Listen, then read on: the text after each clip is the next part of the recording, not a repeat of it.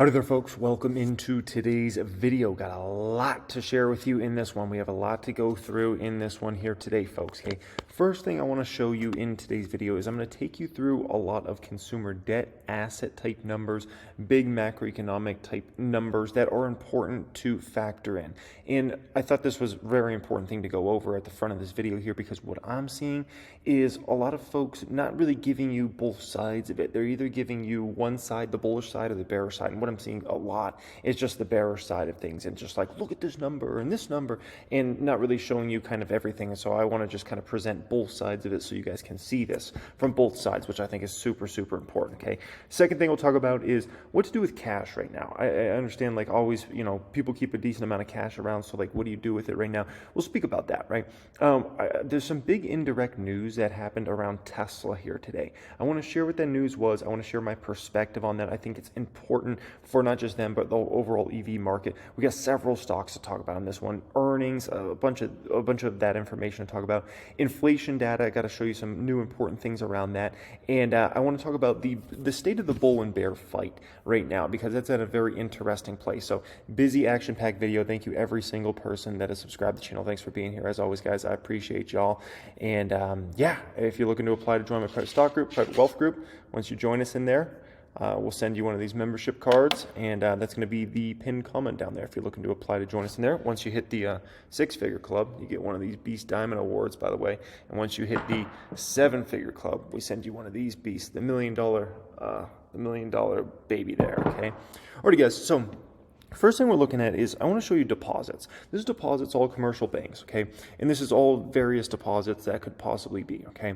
And obviously, we've had an immense move in relation to just deposits in banks over the last number of years. Now, there's a few important things to factor in here. One is we've started to go down a little bit in relation to deposits, right?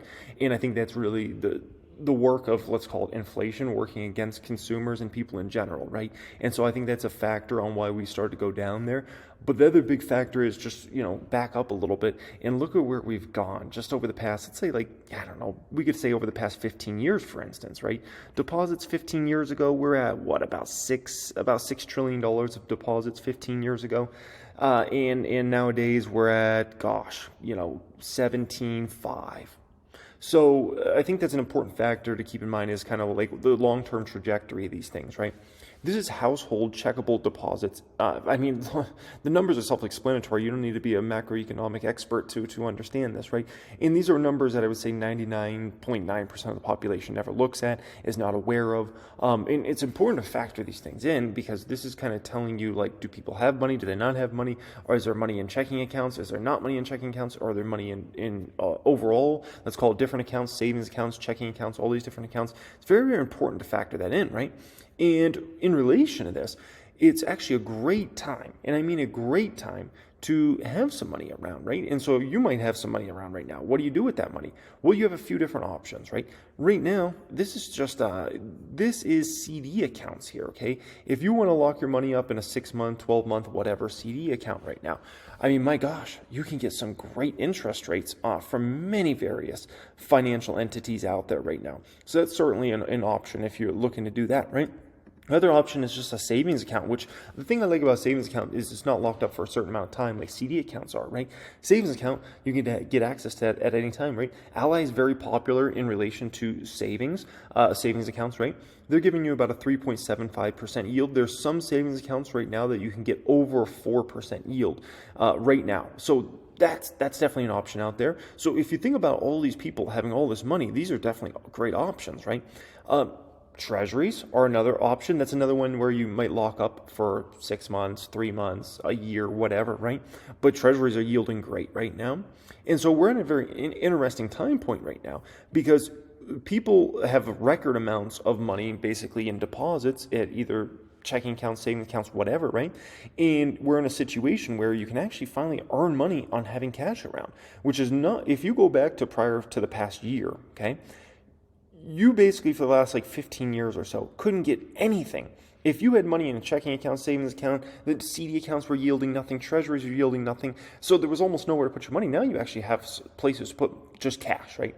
Which I'm sure everybody keeps some emergency cash around. So those are options for you out there. And it depends on which one's kind of best for you. If you want to lock up your money for a certain amount of time, or if you just want access to it, then savings accounts. But once again, check the rates of what you can get for savings accounts out there, because some of these banks are still not, they haven't upped at all. The big dogs, including even like JP Morgan's a joke in terms of what they're offering for savings accounts. Meanwhile, there's other banks out there offering 10 times the amount, 20 times the amount. Okay, so that's something to keep in mind, right? Total debt. So this is total debt over the past 15 years. Total debt for Americans out there has gone up about $5 trillion roughly, right? Now, you might sound like a really, really large number, but it's actually not a very large number whatsoever. And this is total debt, okay? This is non-housing debt and housing debt combined is up about $5 trillion. So it sounds like a huge number, but it's actually a small number. In the past 15 years, as far as household net worth, it has climbed $80 trillion in the past 15 years. Yes, $80 trillion, okay? And so this is why it's important to look at both sides of this, right? And because you could just look at the debt side and be like, oh my gosh, over the past 15 years, debt's gone up $5 trillion. It's the end of the world. Oh my gosh. Okay. And then you back it up a little bit and you run that on a percentage basis. You could look at it from the perspective of net worths versus in assets for folks versus debts nowadays. And you're going to find that we've actually made tremendous progress over this amount of time. And actually whatever's out there for debt is actually very minuscule compared to the amount of assets out there and the net worths of households in general. Okay. And so that's something that's very, very important to factor in, that I just don't think, people kind of, in my opinion, call it the way it should be seen. No, credit card debt. I'm sure if you're on mainstream media, if you're on YouTube, social media, it doesn't matter where you are. You've heard about, oh my gosh, record amount of credit card debt. Credit card debt. This is so bad. This is the end. We're doomed. Okay.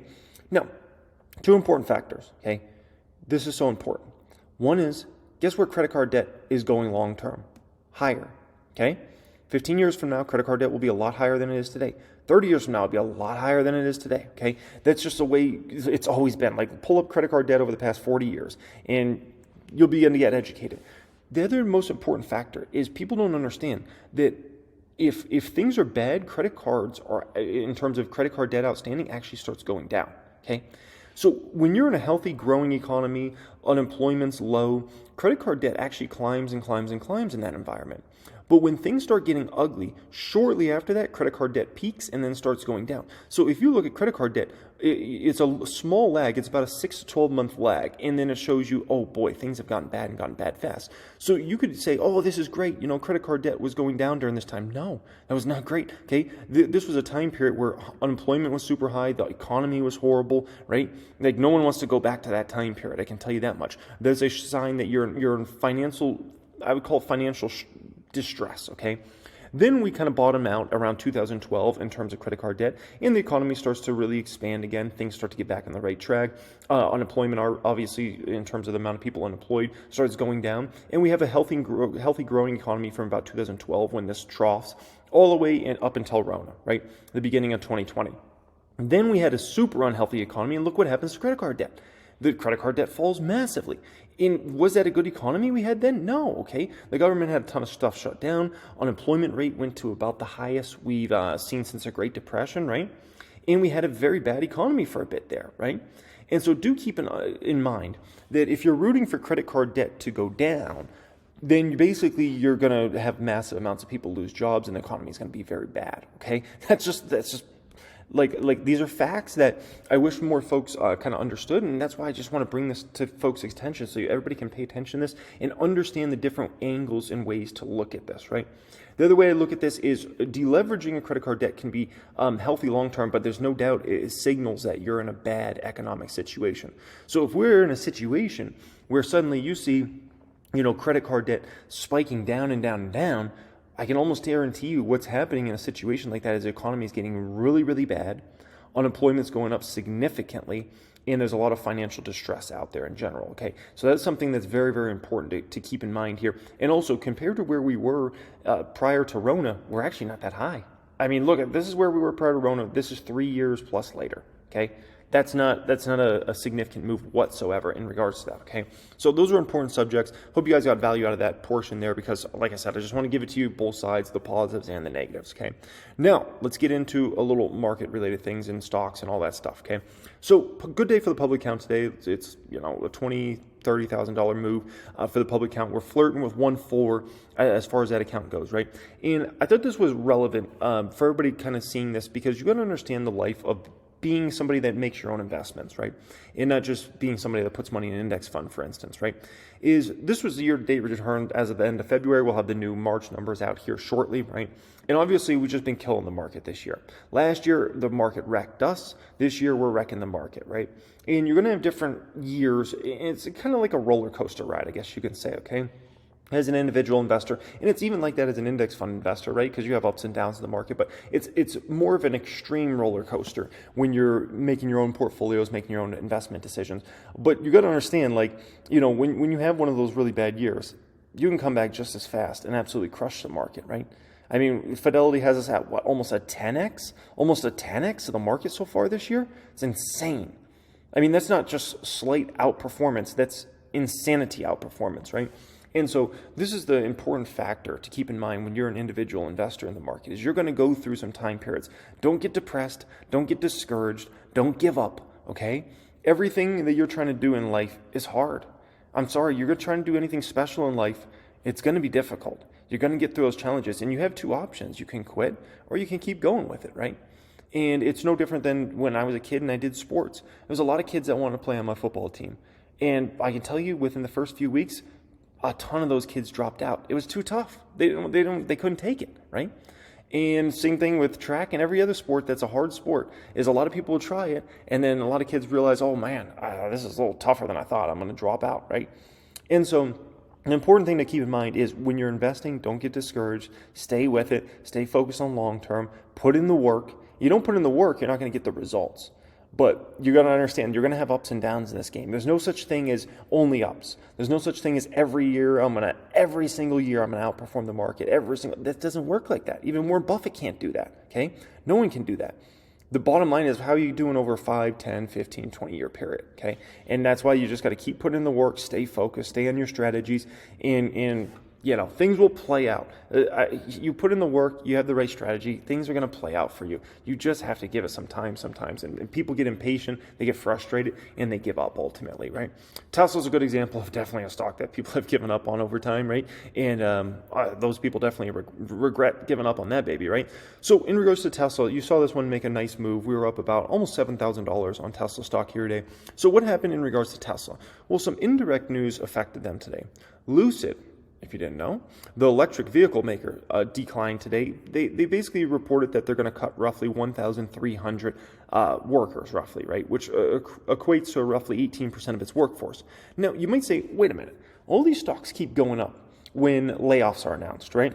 But yet Lucid announces they're going to cut like 18% of the workforce, a massive number, and that stock goes down. What?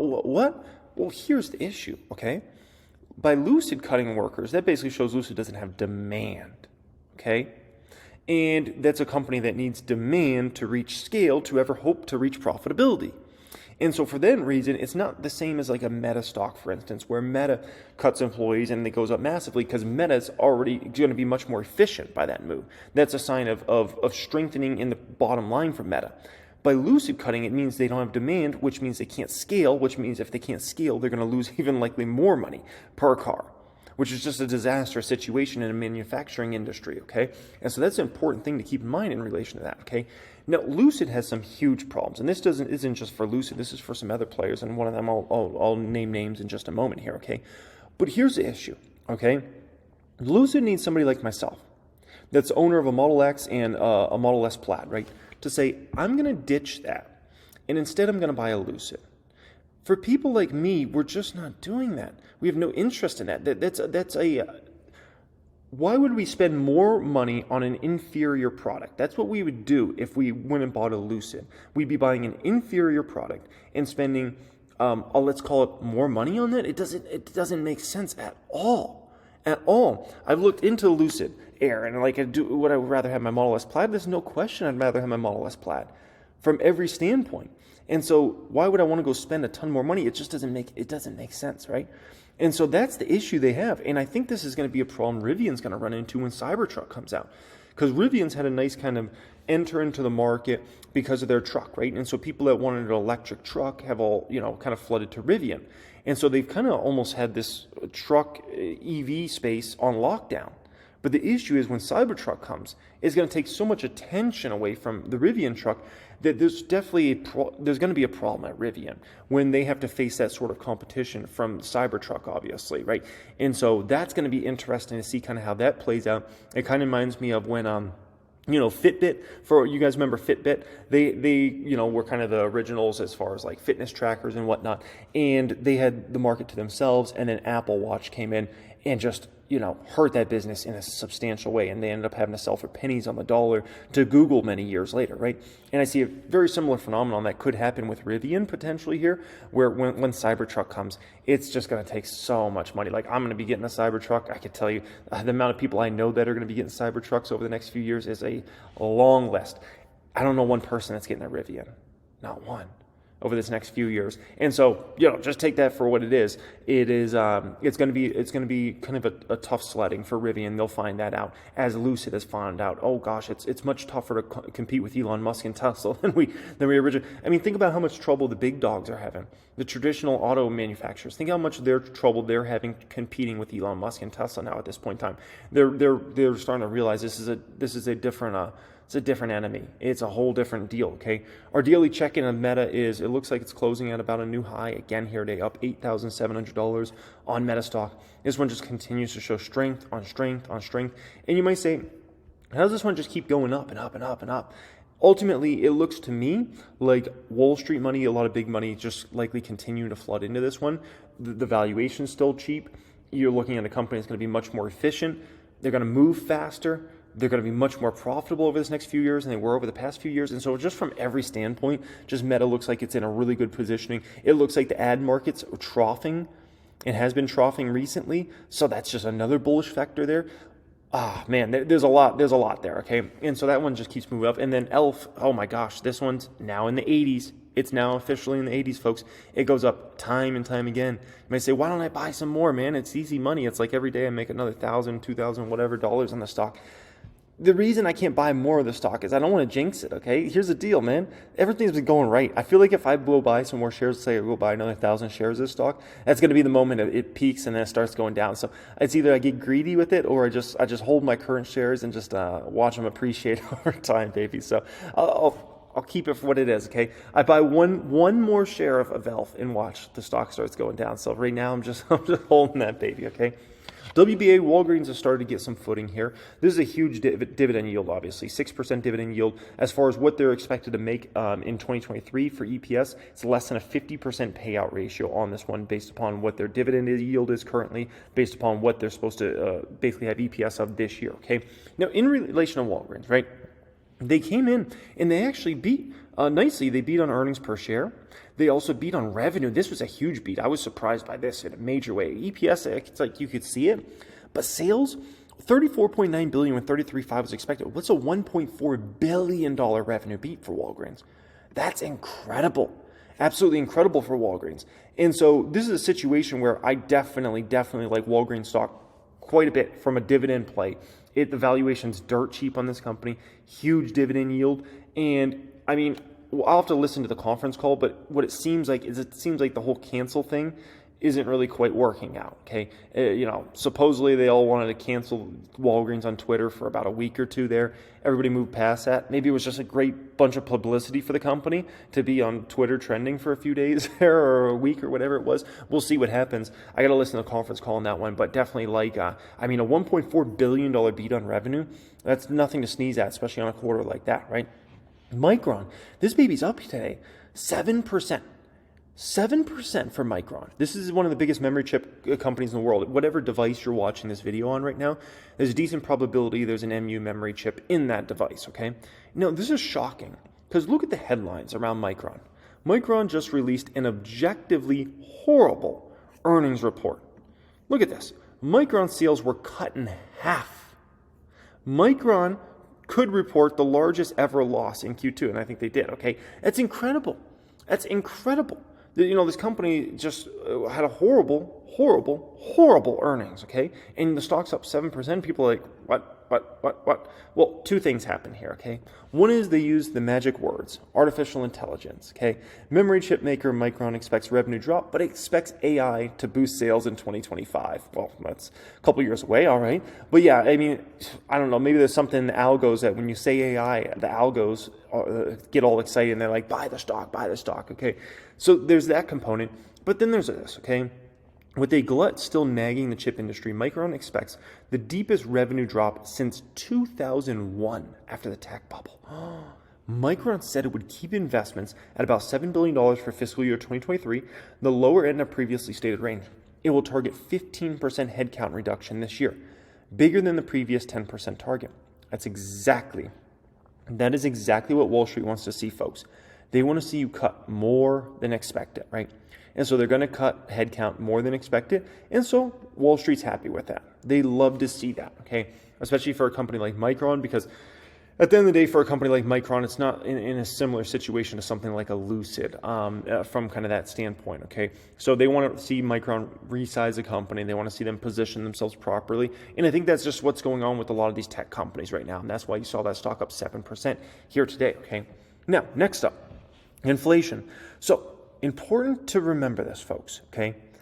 We're now getting into the months of insane inflation last year, okay? If you remember, we already had inflation problems going into the springtime, but in the springtime and summertime, that's when inflation went to the moon, okay? And we started to have to deal with insane comps, okay? So basically, in March of last year, we had an 8.5% CPI number, okay? Then we had an 8.3 in April. We had an 8.6 in May. We had a 9.1 in June, okay? So the important thing to remember is what has been working against the market more than anything. I think everybody should know that. It's not inflation. It's called the Federal Reserve, okay? That's been the thing that's been working against the market more than anything. And why have they been doing that? Because inflation's been so high. So now we're about to comp all these insane quarters from last year, right? And so keep in mind that commodities are down substantially and are continuing to show weakness, and just everything across the board has started to show a lot of weakness. Meanwhile, we're going into these insane comps year over year, and so this puts for the next, I would say, at least 6 months, if not the next 9 months, us into a really good position to come in with very low inflation numbers on a year-over-year basis. Or is it going to be back to where we need? Not necessarily, but in terms of very low numbers, that's where we're headed. True inflation has us at 4.04% as of right now in terms of the inflation rate, right? And so this is where we're headed. You're going to likely see in terms of when on the 13th, when the next numbers come out, so that's about, 15 days from now or so, you're going to see, in my opinion, a CPI somewhere in the fives, maybe a 5.5 number. Maybe it's lower than that. Maybe it's a 5.3. We'll see where we come in at, but we're going to see something in the fives. And then the next month, we should see something in the fours, which is going to be, I can tell you, big, okay? Now, the thing to keep in mind is we're not there yet, okay? This is why the Fed should not lower interest rates yet. If we get down to the threes and below the threes, then we can talk. But as long as we're going to still be in the fours, the Fed can't lower. And so that's why I think the Fed's going to have to keep rates where it's at for at least 3 months to 6 months. And then somewhere after 3 months from now, they can at least start to consider the more of a potential of cutting rates, in my opinion, okay? Outside of some financial accident or something like that. So this is what's going on here. This is good news overall, and this will make the Fed continue to back off as the CPI numbers come out, and you start to see that more and more, okay? Now, we have an interesting dynamic in the market right now, okay, between bulls and bears. Now, keep in mind, between the bull and bear fight, most years, let's be honest, bulls just win it and it's a landslide victory. And you have certain years where bears win it and it's a landslide victory. That's few and far between, but that does happen, right? 2022 is a perfect example. Bulls got ran over by the bears in 2022. It wasn't even a contest, right? Now, this year is an interesting one because it seems like the opponents are, bulls are winning. Let's put it that way, okay? Bulls are winning this year, but it's more of a fight, let's call it that, than most years in the market, right? And it's not like a walkover victory. But there's an interesting dynamic I'm seeing out there based upon just kind of everything I read, commentary, videos, listening to different bears in the market, listening to different bulls in the market, and just hearing everybody's perspective. And here's the gist I get right now, okay? Bulls are still unsure, okay? Bulls are at least confident. I've seen bulls probably since around the time I first got in the market, 08, 09.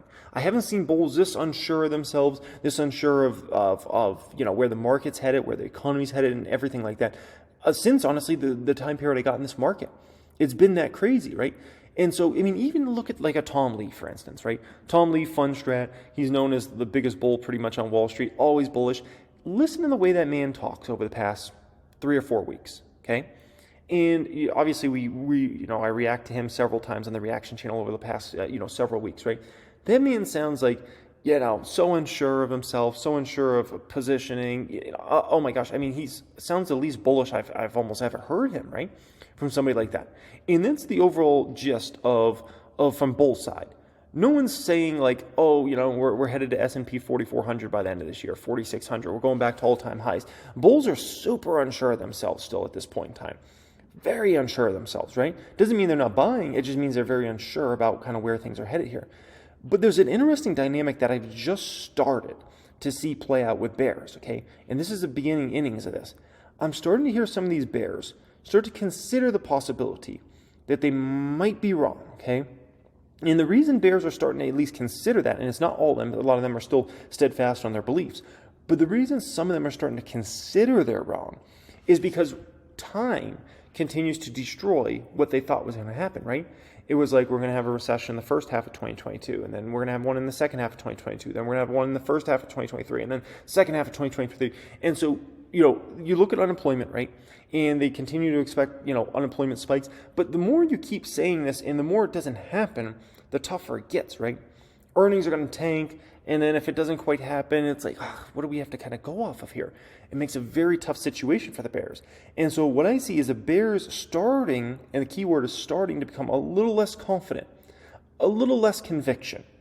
And that's an interesting dynamic, because if we start to see that play out over the next few months, if you want to talk about a real bull market start to form, it's the moment when bears start to take down their cases and start to slowly give up, and bulls start to get more confident.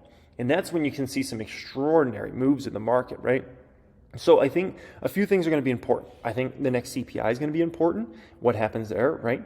I think the Fed basically confirming next time Jerome Powell and the Fed decides, they're going to decide to basically not raise rates anymore, in my opinion. And once that happens and we get the confirmation, I think that's going to be very important for the market. The next earnings reports, if we are companies that give some decent guidance for the next quarter and for the overall year, and maybe are just a little more certain about the environment than they were last quarter, it's going to be everything for the market. And that's when you talk about the next, you know, bigger bull run in the market at that point in time, right? Now, also keep in mind, there's a lot of money stashed away in savings accounts, treasury, CD accounts right now, right? That money's not coming into the market right now. That's just, let's just call it over there money. But I can tell you, if you know, CD accounts slowly start to yield less and less, savings accounts start to slowly yield less and less, let's say over the next 6 to 9 months, if treasuries start to yield less and less over the next 6 to 9 months, then that money is going to start looking for a place to go. And where's that money going to go? It's going to go into stocks, okay? And so that's just something that's more of a 2024 thing to keep in mind there.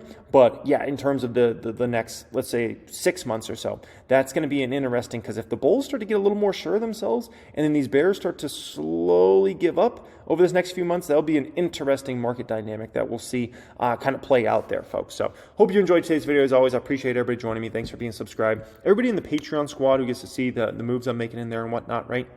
You know, I know some of you guys were trying to join the new Discord tier and you had a lot of trouble with that. So we put together a step-by-step guide. I posted that up in there so you guys can go step-by-step on exactly what to do, how to do that, and everything like that. Because I received a lot of messages that people were confused. How do we access this? How to, you know, and all that stuff. So that should hopefully help you if you're looking to join us in the Patreon squad. That'll be in the description area. I might also have it as a pinned comment down there. I know I certainly have the application for the Prep Stock Group as an application down there as a pinned comment. So appreciate everybody joining me as always. Much love and have a great day.